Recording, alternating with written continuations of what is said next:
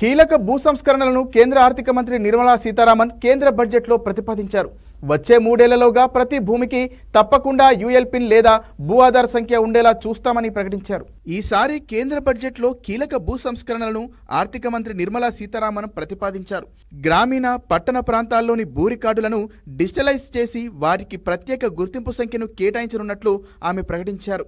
Unique land parcel identification number పేరుతో ఈ సంఖ్యను కేటాయిస్తామని వెల్లడించారు.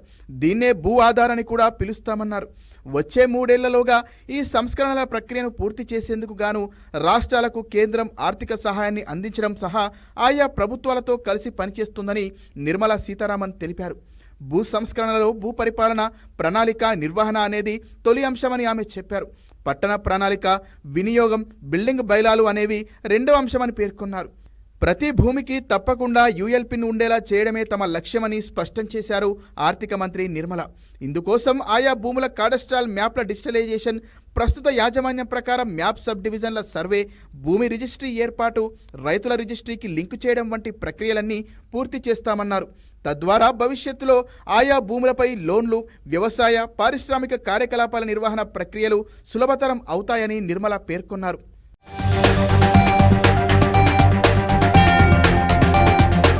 ప్రత్యేకించి పట్టణ ప్రాంతాల్లోని భూ రికార్డులను జియోగ్రాఫిక్ ఇన్ఫర్మేషన్ సిస్టమ్ మ్యాపింగ్తో డిజిటలైజ్ చేస్తామన్నారు.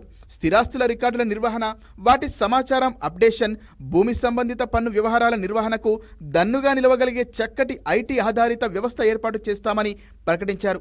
ఈ ఏర్పాటు వల్ల పట్టణ స్థానిక సంస్థల ఆర్థిక స్థితిగతులు చాలా మెరుగవుతాయని ఆమె ఆశాభావం వ్యక్తం చేశారు. కేంద్ర ప్రభుత్వం సూచించే సంస్కరణల అమలులో క్రియాశీలంగా పనిచేసే రాష్ట్రాలకు 50 ఏళ్ల పాటు వడ్డీ లేని రుణాలను అందిస్తామని బడ్జెట్లో కేంద్ర మంత్రి నిర్మలా సీతారామన్ ప్రతిపాదించారు.